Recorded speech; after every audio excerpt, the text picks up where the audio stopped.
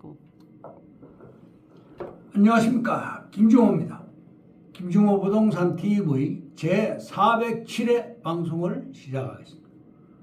오늘의 방송 주제는 절망의 바닥에 서서 희망의 정수리에 한다, 이런 제목. 좋아요, 구독, 알림을 눌러주시면 더 좋은 방송으로 보답하겠습니다. 감사합니다. 먼저 부동산 신정보를 전해드리겠습니다. 조선일보의 박지윤 기자가 24년 4월 2일 보도를 했습니다. 서울시 강북권 신성장 거점 개발 대상지 5곳 선정. 서울시가 발표한 신성장 거점은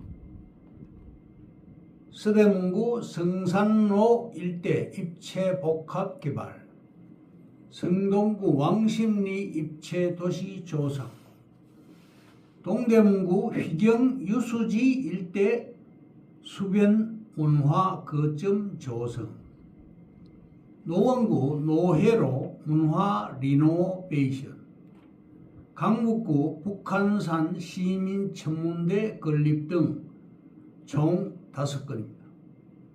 시는 2026년부터 본격적으로 사업을 추진할 예정입니다. 신설 예정인 서부선 역사와 지하 공간을 연결해 청년 창업 지원 공간을 조성하고 세브란스 병원 주변 등은 연구, 기술 개발을 중심으로 한 의료 복합 산업 성장 거점으로 발전시키기로 했습니다. 다음, 쿠키뉴스의 김건주 기자가 7월 24일 보도했습니다. 정부는 규제, 국힘은 공급, 부동산 정상화 해법 충돌.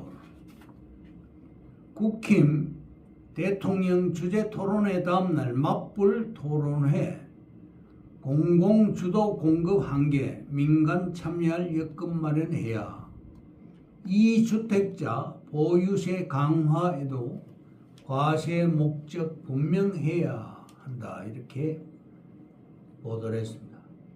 이종아 서울시 부동산 정책개발센터장은 최근 시장에서 규제 이후에도 가격 상승세가 이어지고 있다고 진단했습니다.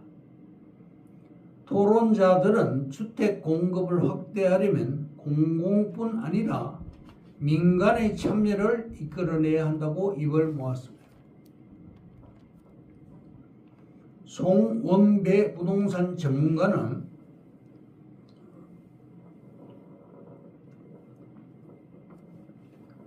규제만으로 시장을 안정시키는 데는 한계가 있다. 공급을 늘리려면 건설사가 시장에 참여할 수 있는 토대를 만들어야 한다. 정부가 통제하기보다 시장 기능이 정상적으로 작동하도록 해야 한다고 강조했습니다.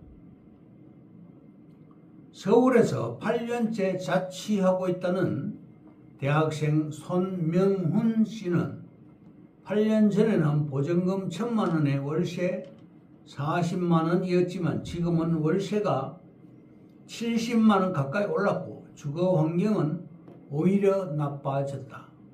청년 임대주택 경쟁률이 100대 1 수준인데 1%도 되지 않는 확률에 청년들의 주거 미래를 맡길 수는 없다고 말을 했습니다.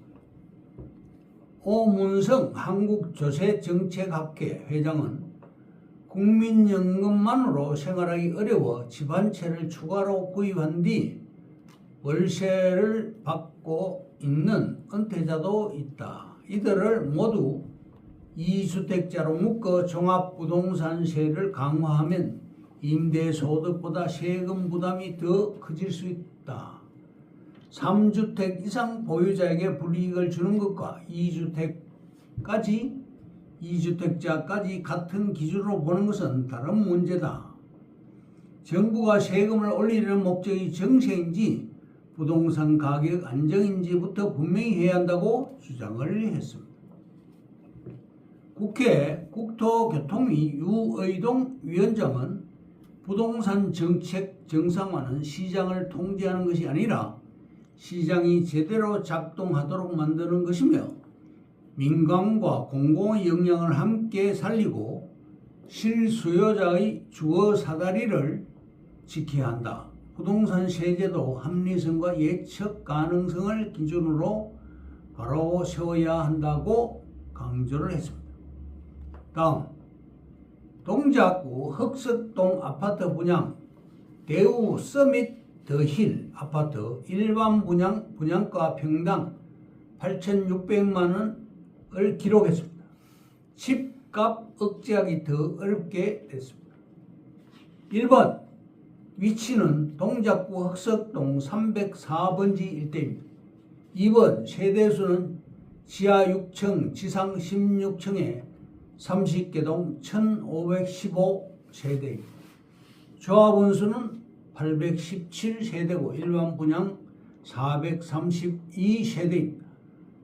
3번 입주는 2030년 6월입니다. 4번 분양금액은 84제곱미터는 28억에서 30억 수준이고 59제곱미터는 20억에서 23억 수준이며 평당 8,600 수준입니다. 5번 분양가가 높아졌고 집값을 억제하기 어렵게 된 것입니다.